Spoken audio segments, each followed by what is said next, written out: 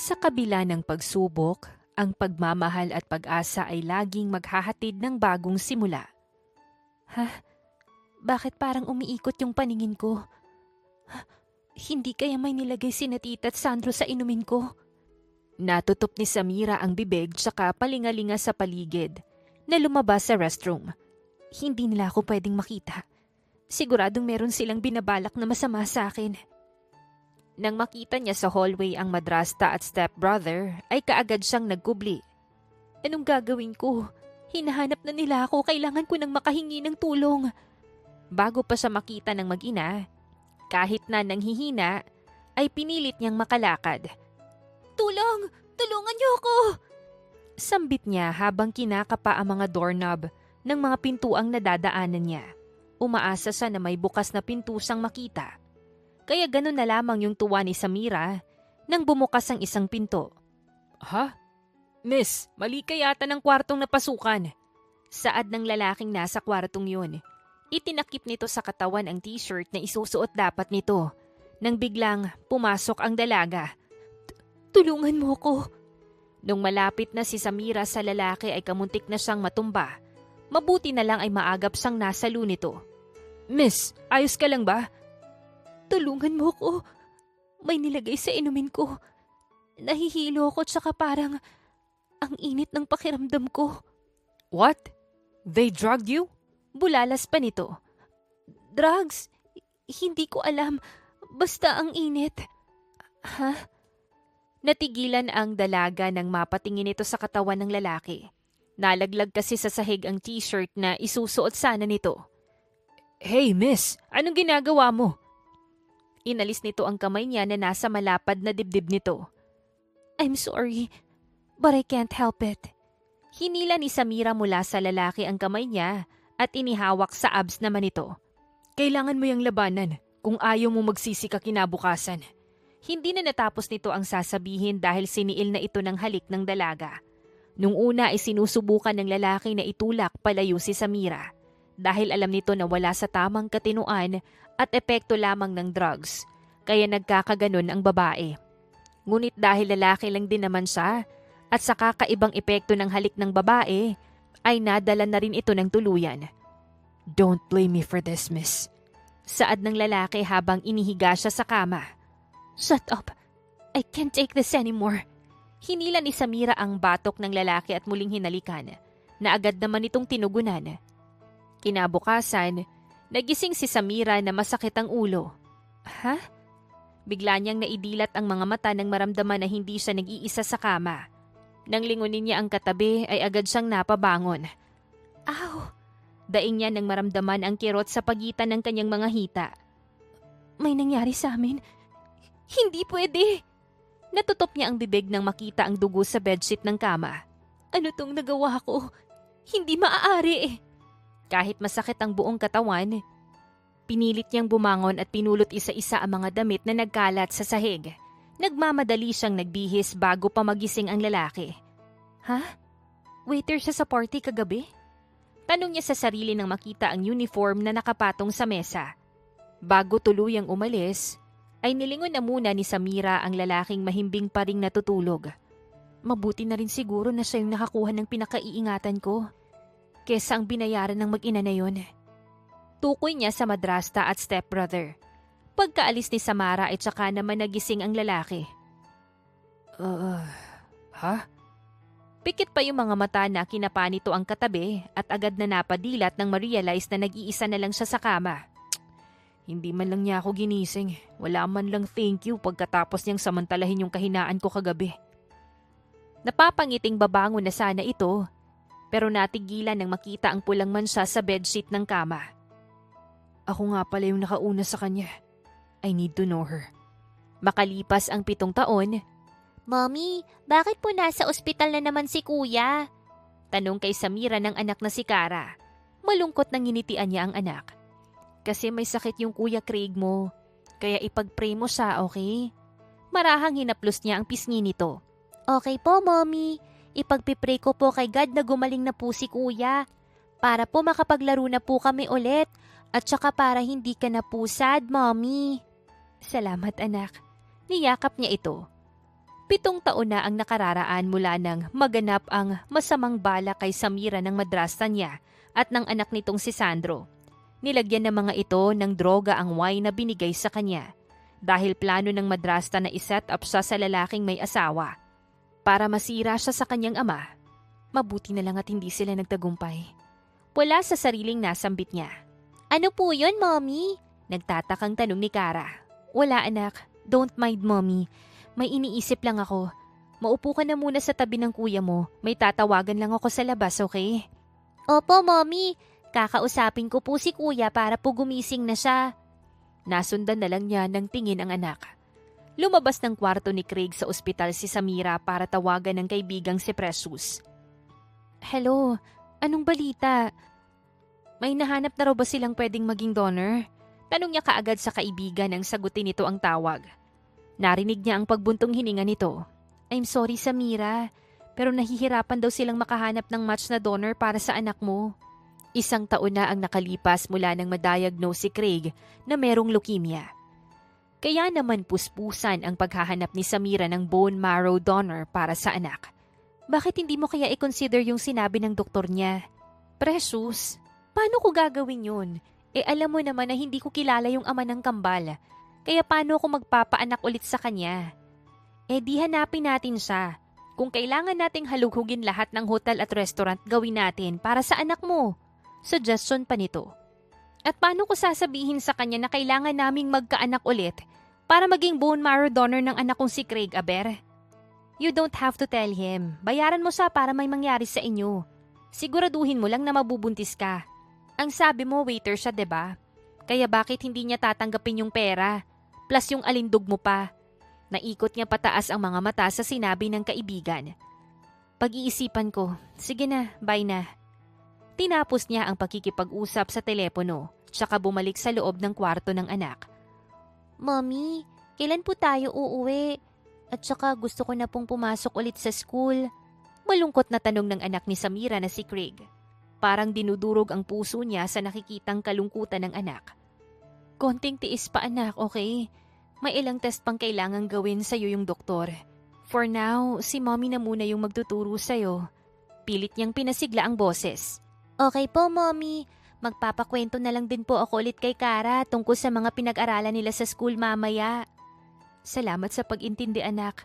Pangako, gagawin ni Mommy ang lahat para gumaling ka, okay? Masuyong hinaplos niya ang pisngi nito. Huwag ka na pong mag-alala, Mommy. Magpapalakas po ako para sa'yo at kay Kara. Salamat anak.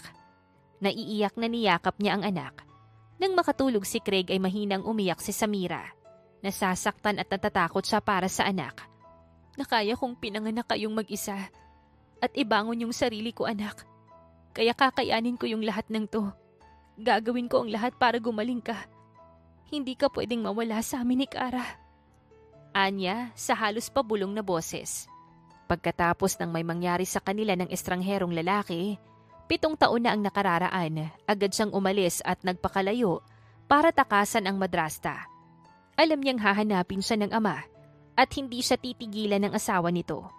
Kaya ibang pangalan ang ginamit niya sa itinayong beauty products business, gamit ang trust fund na iniwan ng mommy niya.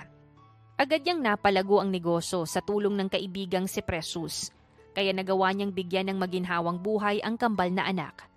Dahil sa awa at pag-aalala sa kalagayan ng anak, naisipan niyang gawin ang payo ng kaibigan. Sigurado ka na ba sa desisyon mo? Paano kung magtaka siya sa kambal? Tanong ni Precious sa kanya. Hindi niya naman siguro iisipin na anak niya yung kambal. Ang importante ngayon mahanap ko siya. Wala na akong pagpipilian. Kailangan ni Craig ng bone marrow transplant. Napasandal siya sa kanyang swivel chair. Okay, babalitaan ka agad kita kapag nahanap na ng private investigator yung lalaking yun. Ipagdasal na lang natin na wala pa siyang asawa. Oo nga pala. Paano ko siya aayaing mag-anak kung may asawa na pala siya? Ayokong maging homewrecker ano. Napangiwing Anya. Kaya nga ipagdasal natin na single pa siya. Kaso siguradong gwapo yung lalaking yun. Kasi tignan mo naman yung itsura ng mga anak mo, no? Kaya imposible na single pa siya. Napanguso siya sa sinabi ni Precious.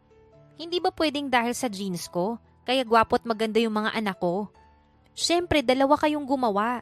Kaya jeans yung dalawa. At in fairness, compatible yung jeans nyo ha. May halong panunodyo ang tono pa nito. Pakiramdam tuloy ni Samira ay namula yung mukha niya. It's been 7 years kaya hindi ko na matandaan yung mukha niya. Pero baka makilala ko kapag nakita ko yung picture niya. Kaya sana may makuha pa tayong information sa hotel na yun. Let's pray for that. Tatagan mo lang yung loob mo para sa mga anak mo. Nandito lang ako para sa inyo ng mga inaanak ko, okay? Nakangiting ginagap ng kaibigan ng kamay niya. Salamat. Hindi ko alam yung gagawin ko kung wala ka. Pinisil niya ang kamay nito at nginitian. Basta siguraduhin mo na ako yung makakasalo ng bouquet sa kasal mo, ha? Gusto ko na ring mag-asawa, no? Boyfriend muna yung hanapin mo, no? At saka bawasan mo yung kasungitan mo sa boys. Humaba ang uso ni Precious sa sinabi ni Samira. Nakakainis naman kasi sila, no? Ang yayabang, masyadong entitled. They have to admit that nowadays kaya na nating mga babae na maging superior. I agree. Nga pala, pagkatapos ng meeting mamaya mauna na akong umuwi sa'yo ha. Dadaanan ko pa kasi sa tutor niya si Kari. Sige lang, ako nang bahala dito sa office. Salamat. Sa kabilang dako, walang kamalay-malay si Samira na hinahanap din siya ng lalaking pinapahanap niya. Bro, sa tingin mo ba, mahahanap ko pa yung anak ni Mr. Galvez Arte? 7 taon na yung nakararaan mula nung naglaho siyang parang bula eh. Tanong kay Kasha ng kaibigang si Jameson. Well, siguro naman buhay pa siya. Wala namang kahit na anong naging balita tungkol sa kanya. Ang nakapagtataka lang ay kung bakit hindi siya mahanap-hanap ng mga pulis o ng private investigator. Saang lupalop kaya siya nagpunta? Napapaisip na tanong pa nito. Siya ay si Cashan Delgado, ang waiter sa party na naka one night stand ni Samira sa hotel, kung saan ginanap ang party ng kumpanya ng ama ng dalaga. Nung nagpanggap kang waiter sa party na yon, 7 years ago, natuklasan mo yung plano ng madrasta at stepbrother niya, diba? Baka may kinalaman sila sa pagkawala niya. Pinaamin na sila ng pulis, pero tinanggi nila na may kinalaman sila. At isa pa wala silang mapapala dahil nakipaghiwalay na si Mr. Zarte sa second wife niya at pinalayas niya ang mag-inang yun. Nagpanggap si Kasha na waiter noon para sana magmanman sa kumpanya ng daddy ni Samira dahil kalaban nito ng binata sa negosyo. Ngunit imbis na sikreto ng kumpanya, ang anak ng businessman ang natagpuan ng binata. Who would have thought na mai-inlove ka sa anak ni Mr. Zarte na naka one night stand mo? Seriously bro, hindi mo pa rin siya nakakalimutan? Eh di sana tinigil ko na yung paghahanap sa kanya. Hindi ko rin alam kung anong meron sa kanya, pero hindi ko pa rin siya maalis-alis sa isip ko. Lagi ko pa rin siyang napapanaginipan. Wow, mukhang love hits you hard bro ah. Pero para sa akin, there's so many fish in the ocean. Babaero ka kasi. Binato nito ng ballpen ang kaibigan na nasalo naman ito. Hindi kaya. Men are gifts to women. Kaya pumila sila no. Ewan ko sa'yo. Makakahanap ka rin ng katapat mo. Well, ipagdarasal ko na mahanap mo na yung hinahanap mo bro. Salamat bro. Sana nga. Walang ideya ang binata na hinahanap na rin pala siya ng babaeng matagal na niyang hinahanap. Sigurado ka ba dyan, Precious? Hindi talaga sa waiter? Businessman siya? Hindi makapaniwalang sunod-sunod na tanong ni Samira sa kaibigan. Yes, sabi ng private investigator, nalaman niya na nagpanggap lang na waiter si Cashan Delgado 7 years ago. So, hindi waiter yung ama ng mga anak ko? Nope, kundi isang bilyonaryo. Kakumpetensya siya ng daddy mo sa negosyo. Kung hindi siya mahirap, paano ko siya aalokin na magpakasal sa akin? At saka single ba siya? Yes, single na single, kaya pwede mo rin siyang alokin ng kasal. Ang tanong, papayag kaya siya?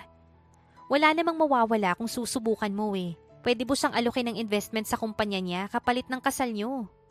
Bahala na. Mag-set ka ng appointment para makausap ko siya. Alright, babalitaan na lang kita.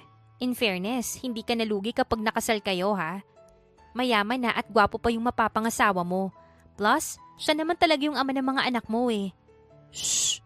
Hindi niya pwedeng malaman na anak niya ang kambal. Kumunot ang noon ni Presyo sa sinabi ni Samira. Wala kang balak ipaalam sa ama ng mga anak mo? Oo, maghihiwalay din kami, kaya ayokong malaman niya. Baka kunin niya pa sa akin ang mga anak ko. Wala ka bang plano na bigyan ng buong pamilya yung mga anak mo? Saglit siyang napaisip sa tanong ng kaibigan. Masaya naman na kami lang magkasama At saka nandyan ka naman eh. Paano kapag nag-asawa na ako? Matagal pa namang mangyari yun. Baka malaki na yung mga bata bago ka pa makapag-asawa. Pabirong saad niya pa. Grabe ka naman. Baka ma-expire na yung matres ko noon. Reklamo pa ni Precious na kinatawa niya. Kaya nga wag kang masyadong masungit para hindi ma-intimidate yung mga lalaki na ligawan ka. Oo na. Kasi naman ayoko talaga sa mga lalaking masyadong bilib sa sarili, no? Makakahanap ka rin ng katapat mo. Well, for now, yung para sa'yo na muna yung hahanapin ko. Sira. Hindi ako naghahanap. Bone marrow donor para kay Craig yung kailangan ko. Malungkot na ngumiti naman ng kaibigan. Makakahanap din tayo. May awa ang Diyos. O di kaya sana maging successful yung plano mo na magpaanak sa ama ng kambal. Sana nga. Salamat palagi. Kasi hindi mo ko iniwan at pinabayaan noon pa. Of course, that's what friends are for. Minadali ng kaibigan niyang si Precious ang paggawa ng paraan para magkausap si Cashan Delgado at nagtagumpay naman ito. Sir, andito na po si Miss Precious Guevara. Imporma kay Cashan ng assistant na si Bruno. Alright, papasukin mo siya. Utos nito sa assistant. Tumalima naman ito at hinatid sa opisina ng boss ang dalaga. Good morning, Mr. Delgado. Salamat sa pagpapaunlak mo na makausap kita. Kahit hindi mo ako kilala, bungad ni Precious matapos makipagkamay. Have a seat, Miss Guevara. Actually, I'm curious. Tungkol saan ba yung gusto mong i-discuss sa akin? Saad ni Cashan pagkaupo nito sa swivel chair nito. Hindi na ako magpapaligoy-ligoy pa, Mr. Delgado. I'm here on behalf of my friend. She wants to make a deal with you. Deal? What deal? We heard na plano mo mag-expand ng international market. Gusto niyang mag-invest sa company mo. Pero sa isang kondisyon. Anong kondisyon? Papayag ka ba na magpakasal kayo? What? Seryoso ka ba dyan sa mga sinasabi mo, Miss Guevara? Yes, Mr. Delgado. My friend wants to marry you. Kung papayag ka, ay asikasuhin ko na kaagad yung kasal niyo. Sandali nga. Ni hindi ko nga kilala yung kaibigan na sinasabi mo. Tapos ikakasal kami agad-agad? She's Samira Zarte. Nakita ni Precious na natigilan si Kasha nang marinig ang pangalan ng kaibigan. Don't worry, Mr. Delgado. Hindi ka pipilitin ng kaibigan ko. Pero pag-isipan mo sanang mabuti. Malaking tulong yung investment niya para sa expansion na binabalak mo. I want to see her. Ha? Gusto kong makausap yung kaibigan mo ng personal. Sure, magsiset ako ng meeting yung dalawa. Gusto ko siyang makita ngayon din, Miss Guevara. Napatitig si Precious sa kaharap nang makita nito ang biglang pagbabago ng ekspresyon ni Cashan. Sure, tatawagan ko siya ngayon din. Excuse me. Ninitian ito ni Precious, tsaka lumabas para tawagan si Samira. Pagkalabas ni Precious ay binuksan ni Cashan ang drawer ng mesa niya at may kinuha siya doon. Samira Zarte, mukhang hindi na kita kailangang hanapin. Ikaw na ang kusang nagpakita sa akin. Sambit nito habang nakatitig sa picture ng dalaga. Samantala, dahil nasa Maynila lang sila, madaling nakarating sa Delgado Enterprise Building si Samira matapos siyang tawagan ng kaibigang si Precious. Samira! Mabuti naman hindi ka na traffic. Hindi naman, mabuti na lang nasa ospital na si Kara. Kaya ibiniling ko na muna siya sa nurse na nagbabantay kay Craig sa ospital. Sigurado ka ba? Gusto niya akong makausap? Papayag na kaya siya? Relax, isa-isang tanong lang, okay? Huminga ka na muna. Sorry, alam mo naman na importante sa akin to. Alright, let's go. Hinihintay ka na niya sa loob. Iginiya ni Precious ang dalaga sa opisina ni Cashan. Pero may lalaki silang nakasabay na akmang magbubukas ng pinto. Excuse me, mister. Kami yung nauna sa'yo. Kaya kung may appointment ka with Mr. Delgado, bumalik ka na lang, okay? Hindi na nakapagsalita ang lalaki nang buksan ni Precious ang pinto at hilahin siya nito papasok doon. Kaya naiwan sa labas ang napamaang na lang na si Jameson. Habang sa loob ng office ni Cashan, Mr. Delgado, pasensya na sa paghihintay. Nandito na yung kaibigan ko. Samira, siya si Cashan Delgado. Pakilala ni Precious sa binata. Nang makita ng dalawang isa't isa, kapwa sila natulala at nag-flashback pareho sa kanila ang nangyari 7 years ago. Ay, ano na? Magtititigan na lang ba kayong dalawa? Kapwa napabalik sa kasalukuyan ng dalawa nang marinig ang sinabi ni Precious. Have a seat, saad ni Cashan. Salamat, Mr. Delgado. Pasimpleng ipinilig niya ang ulo para iwaklit sa isipan ang namagitan sa kanila 7 taon na ang nakararaan. Siguro naman, naaalala mo na yung kaibigan ko, Mr. Delgado. Hinila niya ang laylayan ng damit ng kaibigan. Yeah, I remember her. Tumikhim na muna siya para alisin ang animoy mga bara sa lalamunan. Hindi niya kayang tumingin ng matagal sa lalaki dahil sa intensidad ng titig nito sa kanya. Nasabi na ni Precious ang sadya namin sa'yo. Pwede na bang malaman kung ano yung sagot mo? Pinilit niyang kalmahin ang sarili para ipakita sa lalaki na hindi siya nai-intimidate dito. Yeah, but before that, pwede ko bang malaman na muna kung bakit gusto mong magpakasal sa akin? Hindi mo na kailangang malaman kung bakit. Why not? May karapatan akong malaman. Hindi naman siguro dahil sa nangyari 7 taon ng nakararaan kung bakit. Of course not. Hindi dahil doon. Gustong palakpakan ni Samira ang sarili dahil hindi siya nautal. Then why? Nagkatinginan ang magkaibigan. Napapikit siya at humugot ng malalim na paghinga. Gusto kong magkaanak. Bakit sa akin? Basta, wag ka na lang magtanong please. Sabihin mo na lang kung papayag ka o hindi. Fine. Payag ako magpakasal tayo. Ayan, aasikasuhin ko na agad-agad yung lahat. Ako na bang bahala sa lahat o may request kayo? Excited na tanong ni Precious sa dalawa. No need for that, Precious. Hindi naman kailangan ng bonggang kasal. Tama na yung simple lang. Gusto ko nga sana sa huwes lang. What? Sa huwes lang? Gulat na napatingin si Samira sa naging reaksyon ni Kashan. O bakit? Gusto mo ba ng bonggang kasal? Mas maganda nga yung sa huwes lang para hindi na malaman ng press. Mas okay nga rin kung sa States tayo magpakasal eh. Para mabilis lang tayong makapag-divorce kapag gusto mo nang makipaghiwalay. Sandali nga. Hindi pa nga tayo nagpapakasal. Divorce na kaagad yung iniisip mo. Well, dun din naman talaga yung punta natin, diba? Hindi naman tayo magpapakasal dahil mahal natin ang isa't isa. Wow, grabe. Hindi makapaniwalang napasandal si Kashan sa swivel chair nito. Mukhang sperm ko lang yung kailangan mo ah. Bakit kailangan pa nating magpakasal? Dahil magtataka ang mga anak ko kapag bigla na lang silang nagkaroon ng kapatid na wala akong asawa. Kapwa nagulat sina Samira at Precious sa sinabi niya. At huli na, para bawiin niya yon. Mga anak? May anak ka na? Oo. May kambal akong anak. Pero wala kang asawa. Kunot ang noong tanong pa ni Kashan. Wala siyang asawa. Sa tingin mo ba magpapakasal siya sa'yo kung meron siyang asawa? Wait, I guess I need to process all of this first. Naguguluhang saad pa nito. Pumayag ka na kanina kaya hindi ka na pwedeng umatras, okay? Isa pa, dala na namin yung kontrata.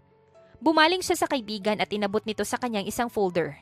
Here, pagkatapos mong pirmahan nito, ay itatransfer ko na kaagad sa account mo yung funds para sa investment. Talagang eager ka na magpakasal at magkaanak tayo ah. I wanna know why. You don't have to know my reason. This investment is enough for you to say yes. Paano kung hindi ako pumayag? Hey, hindi pwede. Kaya ako nandito dahil pumayag ka na kanina, diba? Meron ka naman sigurong isang salita, Mr. Delgado. Salubong ang kilay na saad pa ni Samira. Fine. Let's sign the contract. Pasalamat ka. Importante sa akin ang expansion na pinaplano ko. Kung hindi, hindi ako papayag na basta na lang magpakasal at magkaanak. Pero ang totoo, higit pa doon ang dahilan nito. Naliwanagan ang mukha niya at agad na binuksan ang folder na nasa harapan na nito. Pumirma ka na. Ang dami mo pang sinasabi. Dugtong pa niya sa isipan niya. Kumuha si Kasha ng ballpen at sinimulang buklatin ang kontrata. Bakit pakiramdam ko, pinipikot mo ko? Sambit nito habang pumipirma. Napaingos na lamang si Samira. Pinigilan na lang niya ang sarili na sagutin ang lalaki. Ayan, kakausapin ka na yung judge na magkakasal sa inyo. Napapalakpak na saad ni Precious. Thanks for the cooperation, Mr. Delgado. We will update you kung kailan tayo makikipagkita sa judge na magkakasal sa atin. Inilahad niya ang kamay. Alright, you're welcome. Soon to be Mrs. Delgado. Napamaang na lang si Samira sa sinabi nito at mabilis niyang binawi ang kamay nang maramdaman ng kuryenteng dumaloy sa katawan niya nang magdikit ang mga palad nila. Huwag mo sanang kakalimutan na sa papel lang yung magiging kasal natin. Binigyan niya ito ng hilaw ng ngiti. Huwag kang mag-alala. Ipapaalala ko yan lagi sa sarili ko. Alright, meeting adjourned. I will settle everything para sa magiging kasal nyo. Tungkol naman sa magiging honeymoon nyo, Precious, asik ni Samira sa kaibigan. What?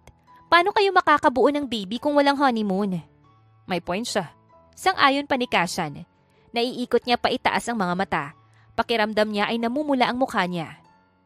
Tsaka na siguro natin yan pag-usapan pagkatapos ng kasal. Aalis na kami.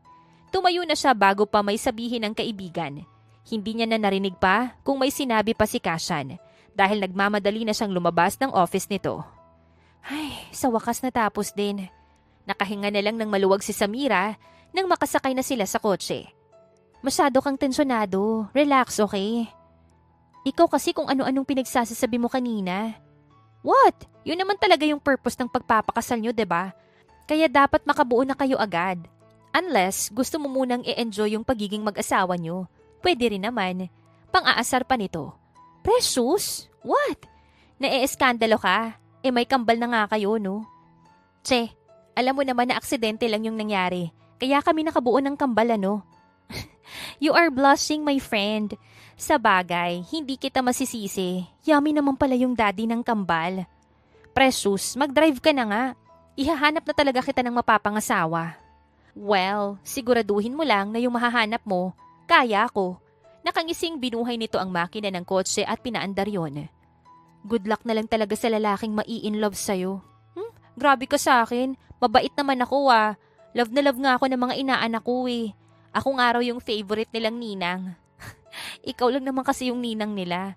Nagtawanan ang dalawa. I'm really thankful to you. Mula nang ipinagbuntis ko sila, hindi mo kami pinabayaan. Sincere na saad niya sa kaibigan. That's what friends are for. And I love you for that. I love you too.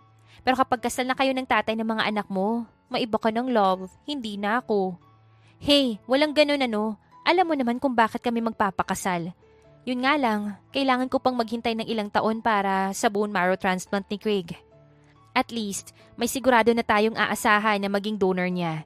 Magiging maayos din ang lahat, okay? Nginitian siya ng kaibigan bago nito ibinalik ang tingin sa daan. Sana nga. Wala nang sinayang na panahon si Samira. Habang pinagsasabay ang pamamahala sa negosyo niya at pag-aalaga sa mga anak, nagpatulong siya sa kaibigang si Precious para asikasuhin ang mga kailangan para sa civil wedding nila ni Kashan. Oh my! Ang ganda mo, friend! Baka ma-inlove sa'yo yung mapapangasawa mo niyan. Panunokso pa ni Precious. Magtigil ka nga. Alam mo naman kung ano yung reason kung bakit ako magpapakasal, ano? At wala sa plano ko yung ma-inlove. Saad ni Samira, wearing a simple white dress. Pero mas pinatingkad nito ang kutis porselanan niyang balat. Oo na po. Walang importante sa'yo kundi yung mga anak mo. Pero malay mo naman, ma-inlove kayo sa isa't isa, 'di ba? Di happy family na kayo ng mga anak mo. Shh, tumigil ka na nga. Baka ano pang mga masabi mo at may makarinig pa sa'yo. Halika na nga. Nakakahiya naman kung paghihintayin pa natin si Judge Enriquez. Fine, let's go. Mula sa restroom ay bumalik na sina Samira at Precious sa office ng judge. Pagbalik ng dalawa ay nandoon na si Kashan, kasama ang kaibigan nitong si Jameson na magiging witness nila sa kasal. Bakit ka pinagpasama ng witness? Pwede namang yung assistant na lang ng judge yung ginawa nating witness. Siniko ni Samira ang kaibigan. Pasensya na, inatake na naman ng pagiging taklesa itong kaibigan ko. Ayos lang. By the way, this is Jameson. Bro, she is Samira and her friend Precious. Pagpapakilala ni Kashan sa kanila. It's nice to finally meet you, Samira. Pero bakit parang mainit yata ang dugo sa akin ng kaibigan mo? Hindi naman. Ganyan lang talaga siyang magsalita. Pero mabait yan. Hindi yan nangangagat. Alanganin ang ngiting Anya. Aba, ginawa mo pa akong aso Shh, ayan na yung judge. Saway niya sa kaibigan. Good morning, ladies and gentlemen. Nakangiting bati ni Judge Enriquez. Good morning, Judge. Ready na po silang ikasal? Saad ni Precious. Bakit parang mas excited ka? React pa ni Jameson. Ano ba yung pakialam mo? Pasensya na, Judge Huwag niyo na lang pong pansinin ng dalawang yan. Nahihiyang saad niya kay Judge Enriquez. It's okay, Iha. Mukhang may susunod na akong ikakasal. Nakangiting sabi nito na kinatawa nila.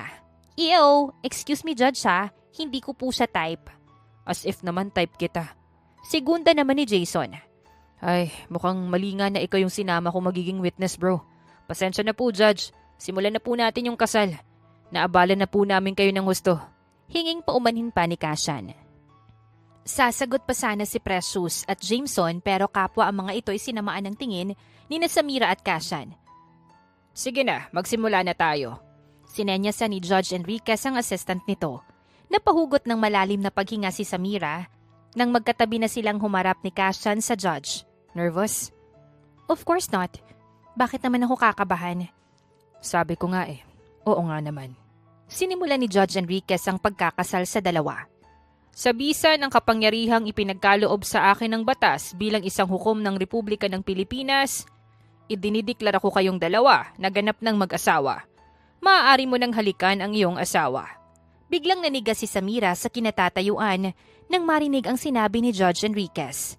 Bahagya siyang lumapit kay Kashan para bulungan ito. Hindi natin napag-usapan ng tungkol dito.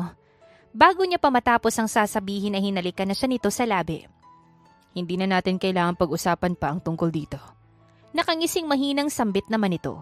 Nagiinit ang mukha na pakurap-kurap na lang si Samira. Mabilis siyang lumayo dito nang magpalakpakan ng mga kasama nila sa loob ng opisina ni Judge Enriquez. Congratulations! Kayong dalawa ay ganap ng mag-asawa. Nakangiting nilahad nito ang kamay sa dalawa. Thank you po, Judge Enriquez. May hinanda po kaming munting salo-salo. Nakangiting tinanggap niya ang pakikipagkamay nito. Salamat. Sige. Susunod lang kami ng assistant ko. Ipapaayos ko lang sa kanya itong mga papeles na kailangan para sa wedding certificate niyo. Okay po, Judge. Salamat. Nakipagkamay din si Kashan at pinigilan niya na magtaas ng kilay nang ipulupot nito sa bewang niya ang isang kamay nito. Pagkalabas nila sa office ng judge, ay agad na inalis ni Samira ang kamay nito sa bewang niya. Excuse me, nakakalimot ka yata. We have a contract, Mr. Delgado. Paalala niya pa dito. Hindi ko nakakalimutan, Mrs. Delgado. Pilyo ang ngiting tugon nito sa kanya. Hey, kakatapos lang nakasal nyo. Don't tell me mag-aaway kayo. By the way, congratulations. Tayo na't mag-celebrate. Saan ni Jameson? Mas excited pa sa kinasal Nakaingos na komento ni Precious. Of course, masaya ako dahil kasal na tong kaibigan ko. You should too. Maswerte yung kaibigan mo dito sa kaibigan ko. Sabay akbay nito kay Kashan. Mas maswerte yung kaibigan mo sa kaibigan ko, no? Hindi patatalo ang kaibigan kaya hinawakan niya na ito sa braso para pigilan. Precious, let's go to the restaurant. Baka maabutan ba kayo ni Judge ditong nagtatalo? I'm sorry, friend. Bakit kasi nagsama pa ng buwisit itong asawa mo Napamaang siya sa sinabi ng kaibigan. Kaya kahit nagpaparinig pa rin itong si Jameson, ay wala na doon yung atensyon niya. Paulit-ulit na nagre-replay sa utak niya ang salitang asawa mo. Hey, are you okay? Pukaw sa kanya ni Kashan. Ha? Napalinga siya sa paligid. Hindi niya namalaya na nasa parking area na pala sila. Okay lang. Mauna na kami sa restaurant. Bago pa ito makasagot ay pumasok na siya sa kotse. Friend, ayos ka lang ba? Oo, halika na para matapos na to. Kailangan ko nang balikan sa ospital yung mga anak ko. Okay, ano nga palang plano mo? Ano yung magiging setup nyo? Saan kayo titira? Tanong nito habang minama ni Ubra yung kotse. Hindi ko pa nga alam kung paano ko sasabihin sa kambal di sabihin mo, hello mga anak, may daddy na kayo. We are now one big happy family. Natatawa na nahampas niya sa hita ang piliyang kaibigan. Sira ka talaga. As if naman ganun lang kadali yun. Ay, bahala na nga. Matalino yung mga anak mo kaya siguradong mapapaisip sila kung bakit bigla ka nalang magkakaroon ng asawa. Tapos kamukha pa nila. Gusto naman nilang magkaroon ng daddy. Yun nga lang, bakit naman kasi naging kamukha pa niya yung mga anak ko? Ako yung nagbuntis tapos kamukha niya. Tinawanan lang siya ni Precious.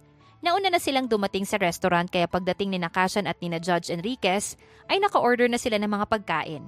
Sa harapan ni Judge Enriquez ay walang nagawa si Samira kundi ang magpanggap na sweet sa asawa. Pero pagkatapos nilang kumain at makaalis na yung judge, ay hinarap niya si Kashan. Wala na si Judge. Pwede mo nang alisin yung braso mo sa balikat ko.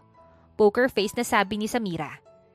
So does it mean na hindi kita pwedeng hawakan? Paano tayo magkakaanak niyan? Nanlaki yung mga mata niya na tinakpan niya ang bibig nito. Hinaan mo nga yung boses mo. Baka may makarinig sa'yo nakakahiya. Nakangising inalis nito ang kamay niya. You're blushing, Mrs. Delgado. Hindi mo pa sinasagot yung tanong ko. Am I not allowed to touch you? Halos paanas na tanong ni Kashan. Pakiramdam niya ay lalong nag-init ang mukha niya sa paraan ng pagkakasambit nito. Oo, ayoko ng PDA. At saka alam mo naman kung anong kontrata natin. I have to go. Hinihintay na ako ng mga anak ko. Wait, we are already married. And so? Lumipat na kayo ng mga anak mo sa bahay ko. Napamaang si Samira sa sinabi nito. Kailangan ko muna silang kausapin tungkol dito. Nagpakasal ka na hindi nila alam. Kunot ang noong tanong ni Kashan. Masyado pa silang bata para maintindihan yung sitwasyon. Okay, kapag nakausap mo na sila, sabihin mo lang. Ipapasundo ko kayo sa assistant ko. Hindi na kailangan. Just give me your address. O pwede rin naman na ikaw na lang yung lumipat sa bahay namin? I'll think about it. Sige, I have to go. Hinihintay na ako ni Precious. Bye. Bye. Nakangiting kinawayan siya nito. Hindi niya alam kung kakawayan rin ba ito o ano. Kaya tinalikuran niya na lang si Kashan at nagmamadaling nagpunta sa naghihintay na kaibigan. So, what's next? Tanong ni Precious. Ay, kailangan kong kausapin yung kambal. It's either kami o siya yung lumipat sa bahay namin. Pag-isipan mo, saan kita ihahatid, Mrs. Delgado? May himig na panunudyong tanong pa nito sa kanya. Sa bahay, nangako ko sa mga anak ko na magbabonding kami ngayon. Alright, congratulations nga pala ulit. Saan nga pala yung honeymoon nyo? Precious, magmaneho ka na nga lang dyan. Tinawanan lang siya ng kaibigan habang siya naman ay nagiinit ang pisngi na binaling na lang ang tingin sa labas ng bintana. Pagdating ng magkaibigan sa bahay ay nag-aabang na ang kambal sa sala. Mommy! Sabay-sabay na bigkas ni Kara at Craig. Yumakap ang mga ito kay Samira. Kumusta kayo mga anak? Kumain na ba kayo? Nainom mo ba sa oras yung gamot mo, Craig? Tanong niya pagkatapos halikan ang mga anak. Yes po, Mommy. Ininom ko po yung gamot na iniwan mo po. Very good. Magbibihis lang si Mommy tapos manonood tayo ng gusto niyong panoorin sa theater room, okay? Okay po, Mommy. Tumatangong tugon pa ni Craig. Mommy, saan ka po nagpunta? Bakit po ang ganda ng dress mo? Nakipagkita ka po ba sa magiging daddy namin? Nagkatinginan sina Precious at Samira dahil sa tanong na yun ni Kara. I guess you have to tell them now. Bulong sa kanya ni Precious. May sasabihin si Mommy sa inyo, pero magbibihis na muna ako, okay? Sumama na muna kayo sa ninang nyo. Doon na muna tayo sa theater room, kiddos. Pumili na kayo ng gusto nyong panoorin, okay? Aya pa ni Precious sa kambal. Ay, bahala na. Pagkatapos magbihis ay nagpunta siya sa mga anak. Anong movie yung napili nyo? Kara wants to watch K-pop Demon Hunters for the end time, Mom. Nakahalukip-kip na sagot ni Craig. It's okay, anak. Pagbigyan mo na lang yung kapatid mo, ha? Masuyo niyang hinaplos ang buhok ng panganay na kambal. Yes, Mom. But prepare yourself because she's gonna sing along with the Hunter's song later. Natawa na lang siya sa itsura ng anak. Animoy masungit na CEO. Manang-mana talaga sa daddy niya. Bulong ni Precious. Shh! Baka marinig ka ng mga bata. Pasimple niya itong siniko. Mommy, I want to be like Rumi someday. I want to sing in front of many people. Sabi pa ni Kara, dahilan para mapa-facepalm yung kambal niya. Of course, anak, you can be like her someday. Kailangan mo lang ng voice lesson.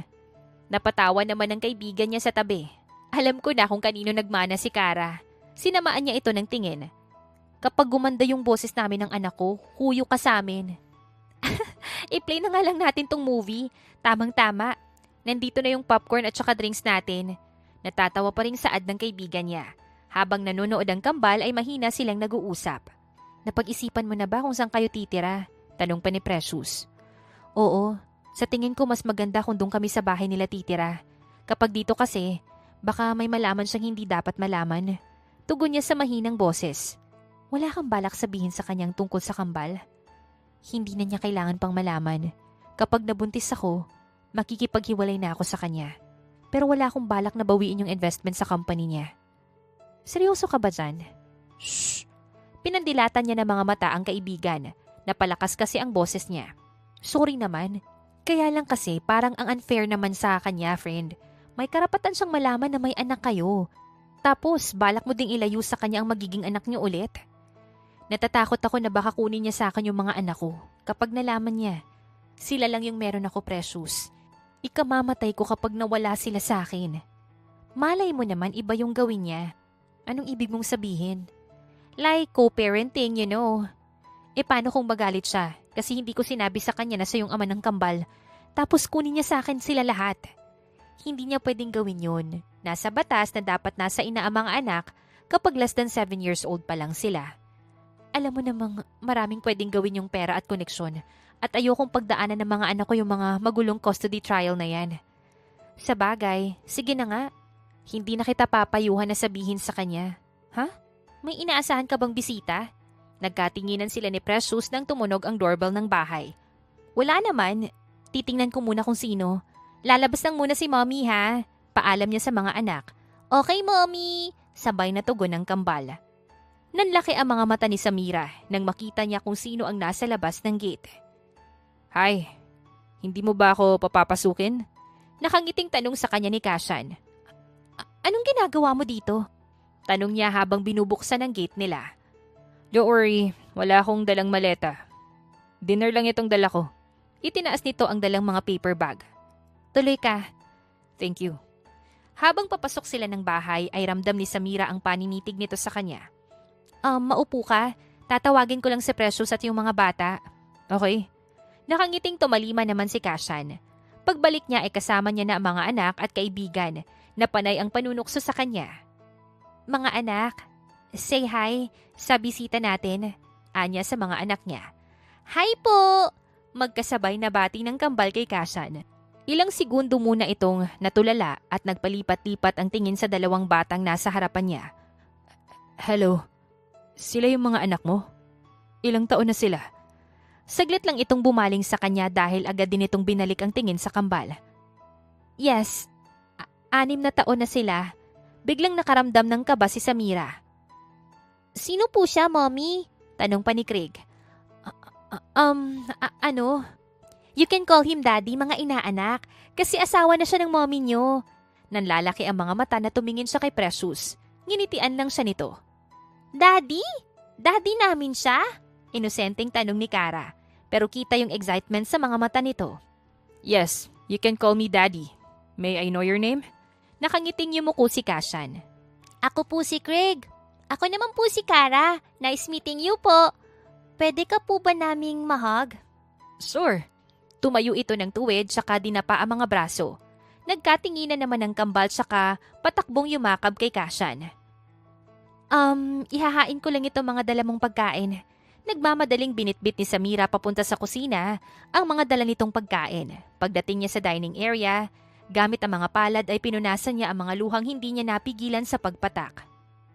Naantig ka sa eksena ng mag-ama mo, no? Saad ni Precious.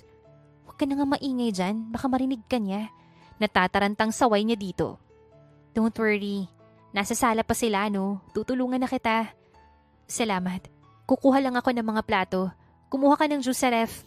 Okay. Habang naghahain sila sa dining area ay nasa sala naman ang mag-aama. Nakita mo ba yung reaksyon ni Kashan kanina? Siguro nakaramdam siya ng lukso ng dugo sa kambal, no? At saka baka nakita niya yung sarili niya sa dalawa. Kamukhang kamukha pa naman niya si Craig. Huwag ka nga sabing maingay. Baka marinig ka niya. Kukurutin na talaga kita eh. O kaya paliligawan kita kay Jameson. I heard single daw yun. Agad na nalukot yung mukha ni Precious sa sinabi niya. Mas gugustuhin ko pang tumandang dalaga kaysa magpaligaw sa mayabang na yun. Akala mo kung sinong gwapo. Naiiling na natawa siya sa reaksyon nito. Huwag kang magsalita ng tapos, friend. Tatawagin ko lang si Kashan at mga bata. Sige na, tawagin mo na yung mag-aama mo.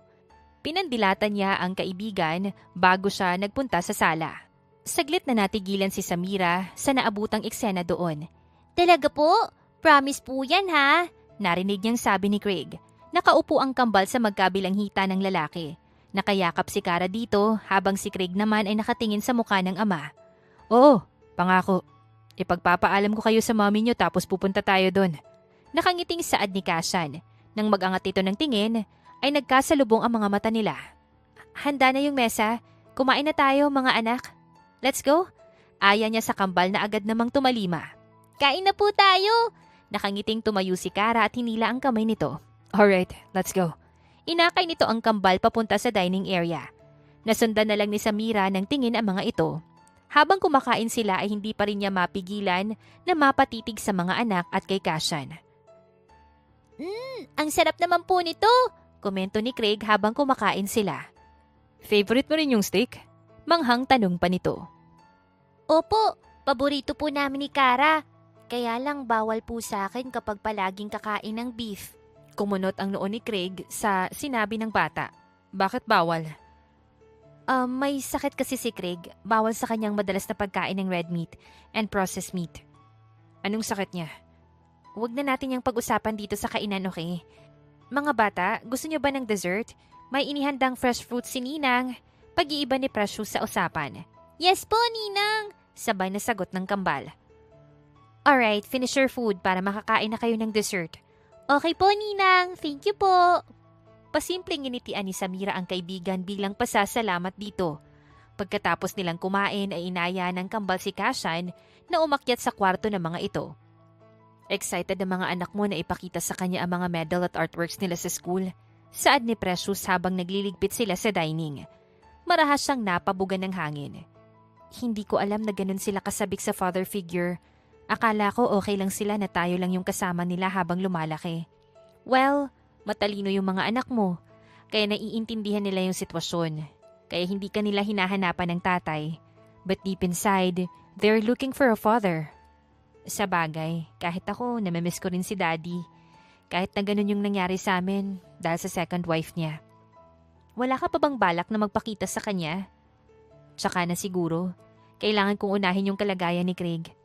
Mabuti nga at malakas siya ngayon. Nakatulong yung chemo niya, kaya hindi niya na kailangan magstay sa ospital. Naaawa na ako sa anak ko, pero kailangan pa niyang maghintay ng ilang taon para sa bone marrow transplant. Magiging maayos din ang lahat. Gagaling si Craig. Basta samahan din natin palagi ng dasal. Salamat. Hindi ko kakayanin ng lahat kung wala ka. Siya, bilisan na natin. Baka magkaiyakan pa tayo dito. Tulog na sila? Tanong ni Kashan pagkabalik niya sa sala. Oo, late na. Wala ka pa bang balak na umuwi? Pinapaalis mo na ba ako? Hindi naman sa ganun. Kaya lang malalim na yung gabi. Magdadrive ka pa. At isa pa, matutulog na kami. Masungit na tugon niya dito. Ang sungit. Sige na, aalis na ako. Inihatid niya ang lalaki hanggang sa labas ng gate. At hindi inaasahan ni Samira ang gagawin nito bago sumakay ng kotse nito. Ikaw, bakit ka nang hahalik? Sapo ang pisngi na pagsita niya dito.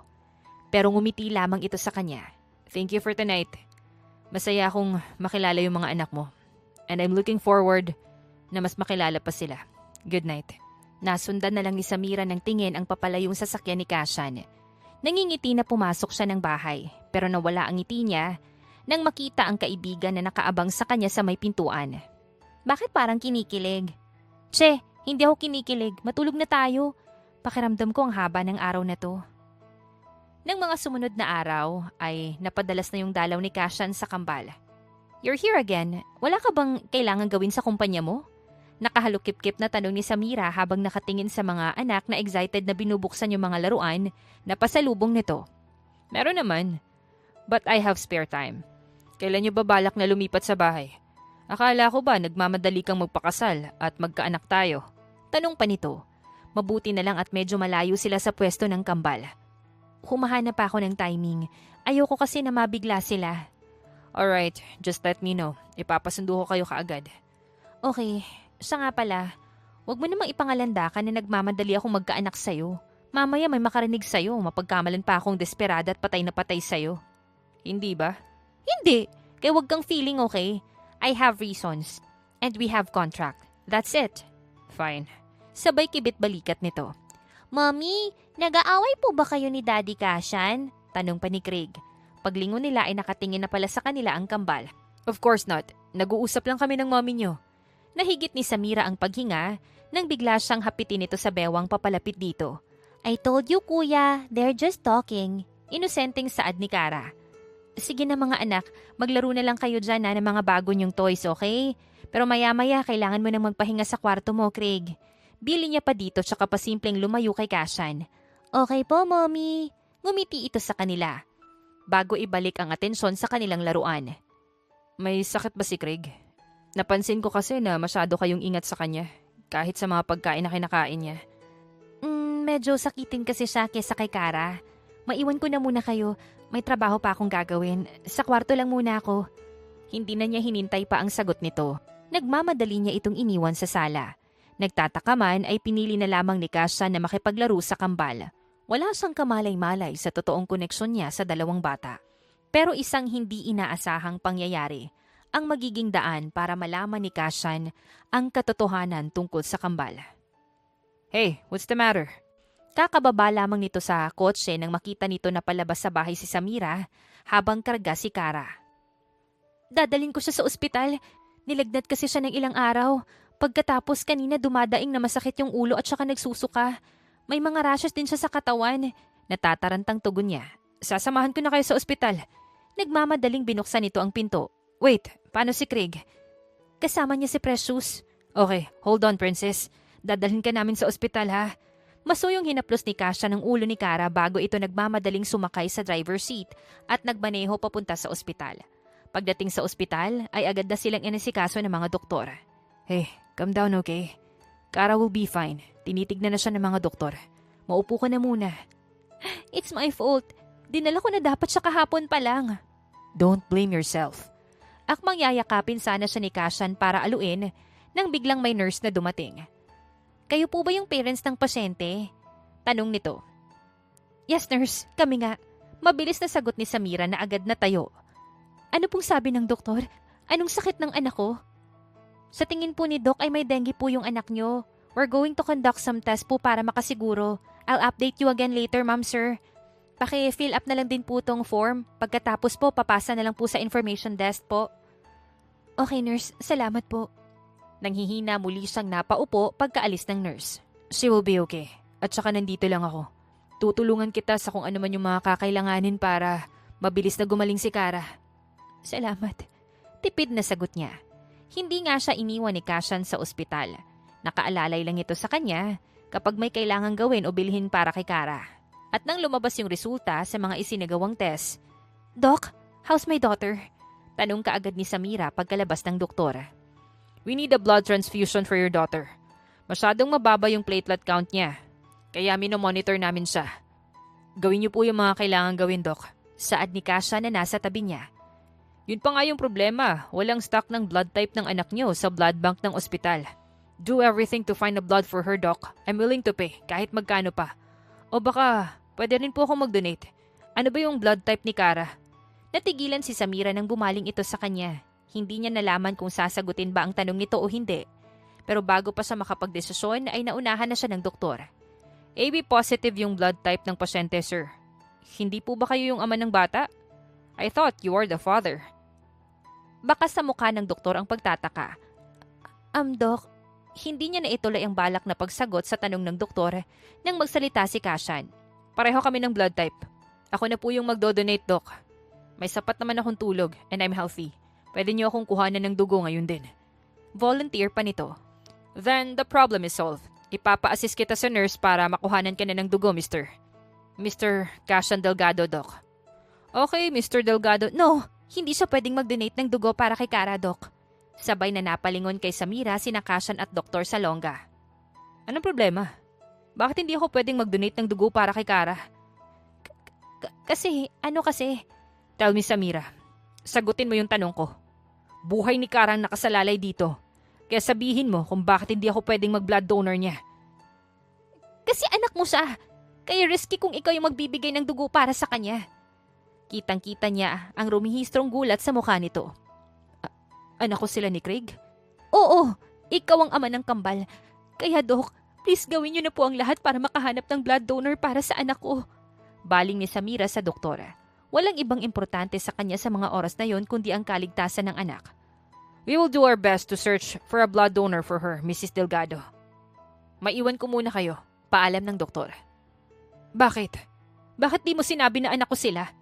Baka sa mukha ni Kashan ang sama ng loob. I'm sorry. Sorry? Kasi pinagmukha mo kong tanga. Wala akong kamalay-malay na totoong anak ko pala yung mga bata. Na hinihiling ko na saan na anak ko na lang.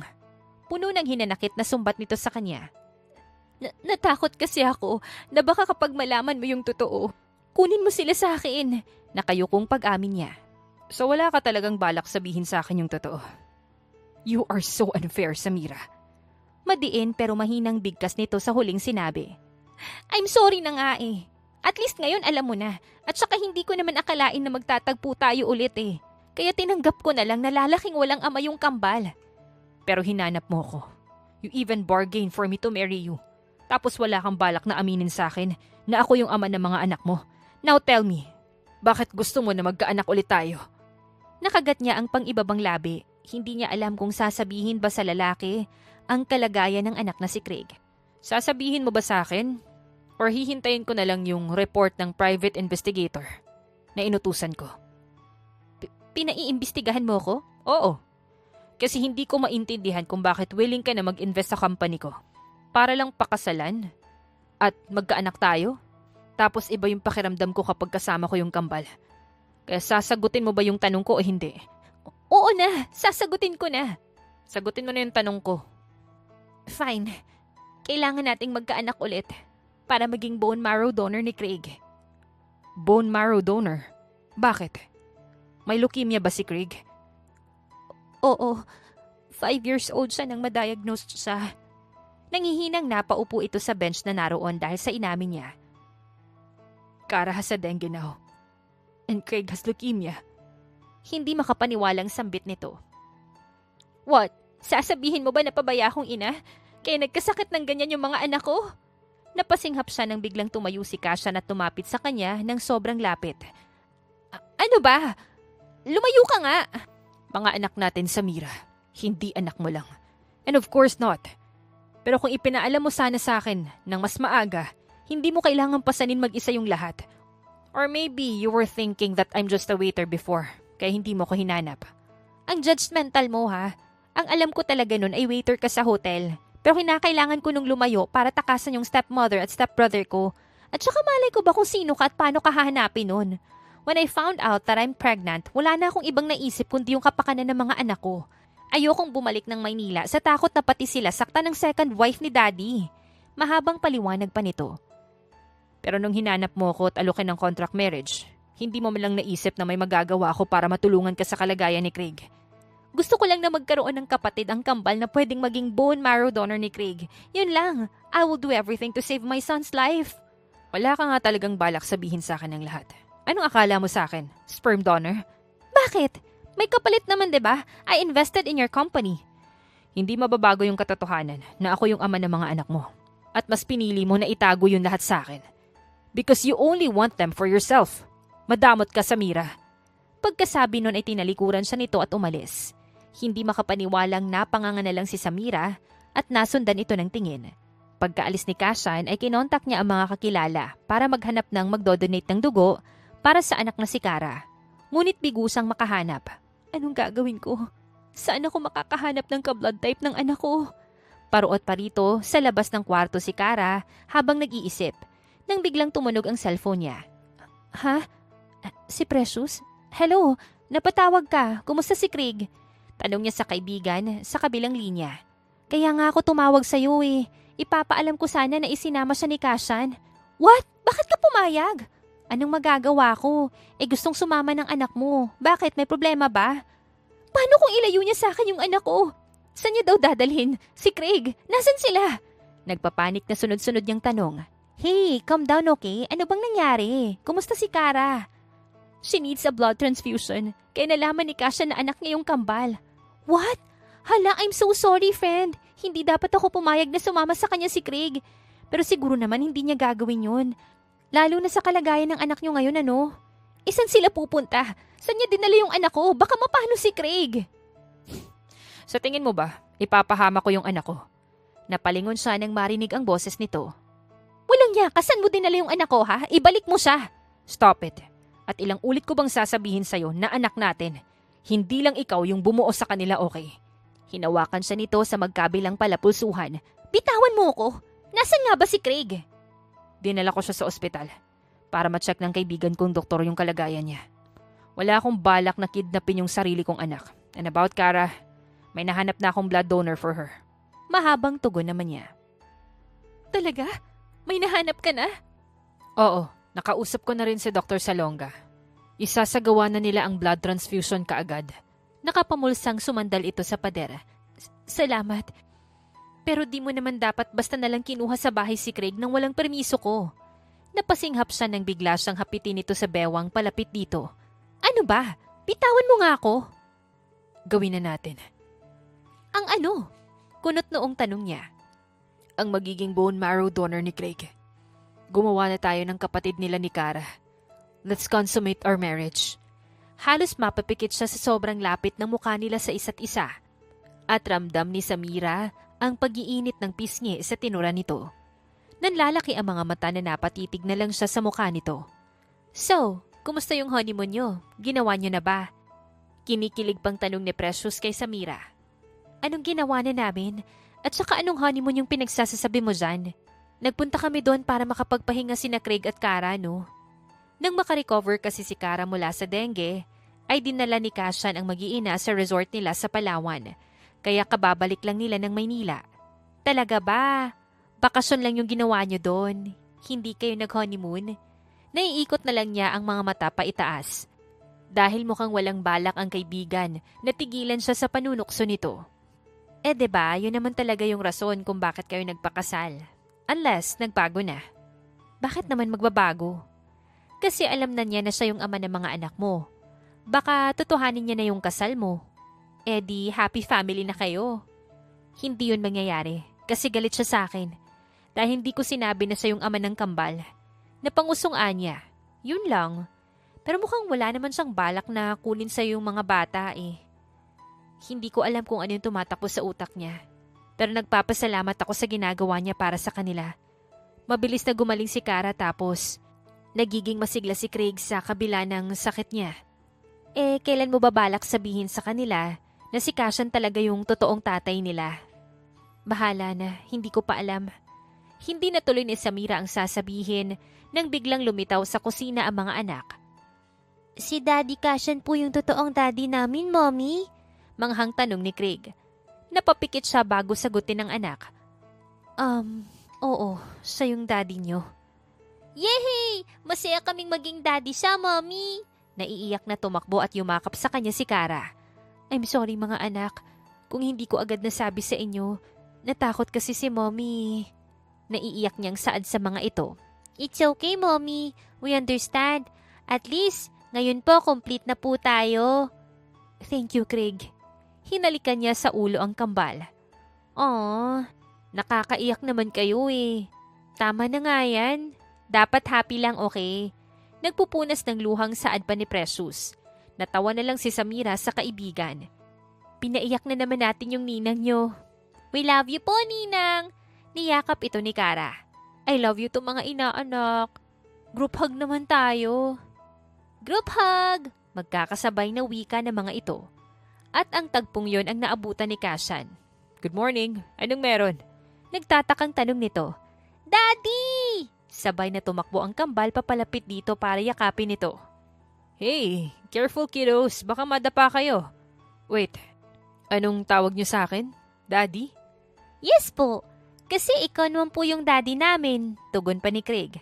Napatingin sa kanya si Kashan. I told them the truth. Na ikaw yung daddy nila. Nakita ni Samira kung paanong nagliwanag ang mukha nito. Thank you. Nakangiting sabi sa kanya ng lalaki. So, hindi ka nagalit kay Samira? Tanong ni Precious sa kanya. Hey, nandito ang mga bata. Saway niya sa kaibigan. Oops, sorry. Sabay peace sign pa nito.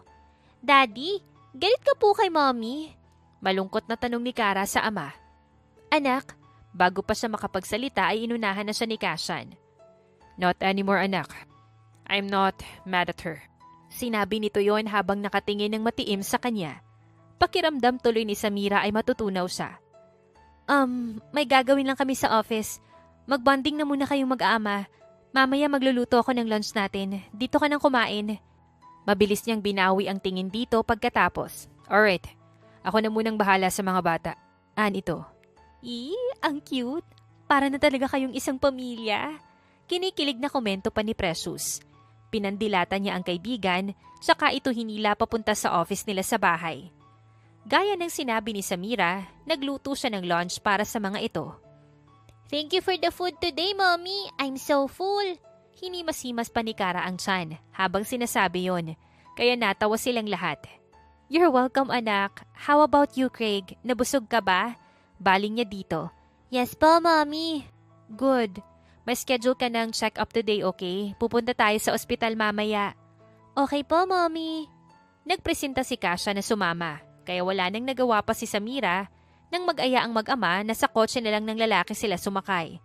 Sa ospital, wala siyang kamalay-malay sa taong makikita doon. Nandito na kayo. Kanina ko pa kayo hinihintay. Saad ng lalaki na naghihintay sa lobby ng ospital. Daddy? Hindi makapaniwalang natutop ni Samira ang bibig. Anak, sa wakas, nakita na kita ulit. Dinipa nito ang mga braso. Agad naman siyang tumakbo para yakapin ang ama. Daddy, anong ginagawa mo dito sa ospital? May sakit ka ba? Nag-aalalang tiningala niya ito. Wala anak. Nandito ako kasi sinabi nitong si Kashan na pupunta kayo dito ngayon. Lumayo siya sa daddy niya at tumingin sa asawa. Magkakilala kayo ni Dad? Actually, matagal na. He's looking for you. Pero ibang pangalan yung ginamit mo nung nagtayo ka ng company sa probinsya, kaya hindi ka niya mahanap. Nung nagkita kami sa isang business meeting, I told him na asawa na kita at may apo na siya. Mahabang kwento pa nito. Hinanap mo ko? Of course, anak. When I found out kung ano yung ginawa ni Cassandra at Sandro sa'yo, nakipaghiwalay agad ako sa kanya. Pinalayas ko sila sa bahay. Pero hindi ko akalain na lalayo ka at magtatago. Nag-alala ako sa'yo. Kung nahanap lang kita ng maaga, hindi ka na sana naghirap, anak. Daddy, umiiyak na muli siyang yumakap sa ama. I'm sorry. Natakot po kasi ako sa pwede nilang gawin sa akin. Nung nalaman ko na buntis ako, mas lalo kong naisip na magtago't lumayo. It's okay, anak. Hindi ka na nila masasaktan. I'm sorry kasi hindi ko alam na ganong klaseng tao pala ang mag-ina na yon. Ayos lang po, Dad. At least ngayon, meron na po akong 2 anghel. Nakangiting wika niya sa ama. Ito ba yung apo ko? Tukoy nito kay Craig. Yes, Dad. Craig, he is your Lolo Galvez. Can you give Lolo a hug? Yes po, Lolo. Nagyakap ang maglolo. Nagkatinginan naman silang dalawa ni Kashan. I have a good news. Nagtulong kami ng dad mo para makahanap ng match na bone marrow para kay Craig. And we found one. Imporma nito sa kanya. Talaga? Yes, I already talked to his doctor about the schedule of the operation. Thank you. Niyakap niya ito sa sobrang saya. I did that for our son. Gagawin ko lahat para makabawi sa kanila ni Kara. Magtulungan tayo para gumaling siya, okay? Anito habang hinahagod ang likod niya. Thank you. Kahit hindi ko agad sinabi sa'yo na anak mo sila, minahal mo agad sila. Of course, mga anak ko sila. At saka, baka pwede na tayong magsimula bilang isang totoong pamilya. Lumipat na kayo sa bahay. That's a good idea. Mas maganda kung magkasama niyong palalakihin yung mga anak niyo. Sigunda ni Mr. Zarte sa manugang. Yes, lilipat na kami sa bahay niya, Dad. Kakausapin ko po mamaya si Precious para ibilin sa kanya ang bahay at kumpanya para makapag-focus na muna ako sa pagpapagamot kay Craig. I'm so proud of you, anak. Kahit na sinubukan nilang sirain ka, ay nagawa mo pa rin na ibangon yung sarili mo. Siguradong masaya ang mommy mo sa langit. Nakangiting saad ni Mr. Zarte sa anak. Thank you, Dad. I miss you. Muling niyakap ito ni Samira. Naging matagumpay ang isinagawang bone marrow transplant kay Craig. Pero aabuti ng taon ang tuluyang recovery at maintenance para sa tuluyang paggaling nito. Ngunit hindi tulad nung una na mag-isa lang na pinapasa ni Samira ang lahat dahil ngayon, katulong na niya sa lahat ng bagay si Kashan. Ano ba yan? Bakit naman ang taas sa mga cabinet dito? Komento ni Samira habang inaabot yung mga plato sa cupboard. Napasinghap siya nang biglang may mataas na figurang sumulpot sa likuran niya. Bakit di mo ako tinawag? Saad ni Kashan habang hawak yung mga plato na kinuha sa cupboard. Napakurap-kurap yung mga mata niya habang kinakalma ang pusong biglang bumilis ang tibok. May ginagawa ka kasi. Maghahanda na sana ako ng hapunan. I told you, hayaan mo na lang yung mga kasambahay sa mga gawaing bahay. Sanay kasi akong kumilos sa bahay. At isa pa, gusto ko na ako yung nagluluto at nag-aasikaso sa pagkain ng mga bata. Okay, ipapabago ko tong kusina para hindi ka mahirapan. Pasensya na, pang malalaking tao kasi yung disenyo nito eh. Nangingiting sabi pa nito. So, kasalanan ko pa na maliit ako, ganun ba? Hey, of course not. What I mean is, ayokong mahirapan ka. Tulungan na kitang maghain ng hapunan, okay? Presinta pa nito. Wag na. Magpapatulong na lang ako kina Manang. Makipaglaro ka nilang sa kambal sa living room. Tinataboy mo ba ako? Akala ko ba okay na tayo? Biglang kinabahan si Samira nang ilapag ni Kasia ng hawak na mga plato. Sige na, tumulong ka na kung tutulong ka. Bago pa siya makaalis, ay kinorner na siya nito. Not so fast, Mrs. Delgado. Halos paanas na bulong nito sa tenga niya na kinapikit niya. Lumayo ka nga, amoy ulam ako. Kumunot ang noo niya nang bigla itong tumawa. Ang cute talaga ng asawa ko. Wala akong pakialam kahit amoy tuyo, tinapa, o daing ka pa. Talaga lang ha. Hindi ka naniniwala. Teka, hindi na natin kailangan ng bone marrow donor for Craig dahil okay na siya. Pero wala pa rin ba tayong nabubuo? Akala ko pa naman sharpshooter ako kaya nabuo natin yung kambal. Hindi niya napigilang matawa sa tinura ng asawa. Confident much? Porket nakatsamba ka sa akin 7 years ago ha? Well, kung hindi dahil sa tsamba ko na yon, hindi tayo magkakaroon ng Craig at Cara. At kung hindi dahil sa kanila, hindi mo ko hahanapin at aayaing magpakasal. Ang daya mo nga pagkatapos mo kong pagsamantalahan ng gabing yon, bigla mo na lang akong iniwan. Hoy, anong pinagsamantalahan? Ang kapal mo ha? Ikaw nga tong nagsamantala sa kalagayan ng gabing yun ni. Sino bang basta na lang pumasok sa kwartong yon habang nagbibihis ako? At sino yung bigla na lang ng halik ha? Nakangising tanong nito sa kanya. Niligyan nga nila ng drugs yung alak na iniinom ko, diba? Pakiramdam niya ay pulang-pula na ang mukha niya sa pinagsasasabi nito. Dapat pala, pasalamatan ko pa yung mag-ina na yun Pero, tama lang sa kanila yung ginawa ng daddy mo sa pagpapalaya sa kanila. Mabuti na lang sa kwarto kung saan ako nagbibihis ka napadpad ng gabing yun. Napapikit siya nang haplusin ni Kasia ng pisngi niya. Akmang ididilat niya ang mga mata nang maramdaman niya ang labi nito sa labi niya. Alam mo bang hindi ka na mawala sa isip ko mula nun? Ang galing mo nga magtago. Na kahit daddy mo hindi ka nahanap. Anito sa pagitan ng paghalik sa kanya. So, kahit hindi kita hinanap para pakasalan ako, hahanapin mo ko? Tanong niya nang saglit nitong pinakawalan ang labi niya. Yes. At ipinagdasal ko na sana ay wala ka pang asawa. Mabuti na lang talaga ako yung ama ng kambal. Hahalikan sana siyang muli ni Kasia nang pigilan niya ito. Hindi lang ng kambal. Nagkasalubong ang mga kilay nito. Anong ibig mong sabihin? Kinuha niya ang kamay ng asawa at nilagay yon sa tiyan niya. Kasi, ikaw din siyempre ang ama nitong pinagbubuntis ko. Magkakaanak na tayo ulit? Manghang tanong pa nito. Nakangiting tumango naman siya. Nung nagbakasyon kasi sila pagkagaling sa dengue ni Cara ay may nangyari sa kanila. Nahiya lang siya na aminin yon sa kanyang kaibigan. Oh, Samira, sobrang saya ko. I love you so much. I love you too, Kashan. Thank you kasi ginawa mo ang lahat para gumaling yung mga anak natin. Gagawin ko ang lahat para sa inyo. Pagkasabi nun ay muli siyang siniil nito ng halik. Tumugon naman si Samira sa halik ng asawa. Pero bigla siyang nakarinig ng pagsinghap. Mommy, Daddy, sorry but we are so hungry already. Tinakip ni Cara sa mga mata ang kamay nito. Can we eat first bago kayo gumawa ng baby sister and brother namin? Sabi naman ni Craig. Natatarantang nilapitan ni Samira ang mga anak.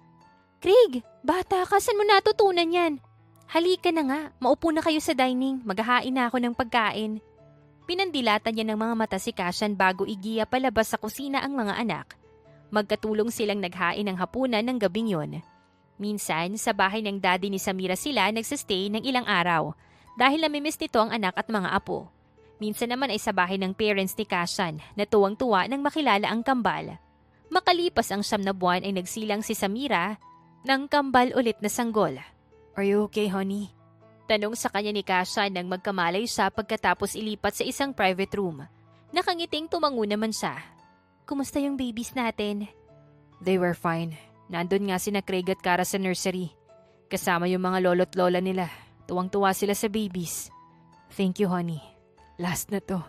Ayoko nang mahirapan ka ulit. Hinalikan siya nito sa noo. Last na talaga, no? Baka mamaya kambal na naman. Pero masaya ako kasi pangarap ko talaga na magkaroon ng malaking pamilya. And thank you kasi binigyan mo ko nun. Salamat din sa pagiging mabuting ama sa mga anak natin. Walang anuman, maganda kong misis. I love you so much. Buong pagmamahal na sambit nito, na buong puso niya namang tinugunan. I love you so much more. Mula sa contract marriage ay nauwi sila sa pagbuo ng masayang pamilya. At dito na nga po nagtatapos ang kwentong pag-ibig ni Kashan at ni Samira. Naway kayo po ay kinilig at natuwa sa kwentong ating napagsaluhan ngayong araw na ito. Muli po ay maraming salamat sa inyong walang sawang pagsuporta at pakikinig. Hanggang sa susunod, abangan pa rin ang mga kwentong puno ng aral, pagmamahal at inspirasyon. Siyempre dito pa rin po yan sa inyong inaabangang Dear Jen.